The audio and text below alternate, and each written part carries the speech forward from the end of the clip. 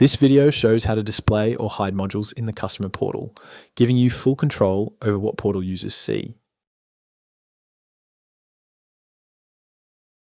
Go to Settings, click Configure Customer Portal, locate the Displayed Modules section. Available modules include quotes, assets, jobs, and invoices. Drag the module you want to hide from the source. Displayed list to the hidden list. Once arranged, click Save. Note, hiding the asset module also hides related modules. This includes the defect module and inspection planner.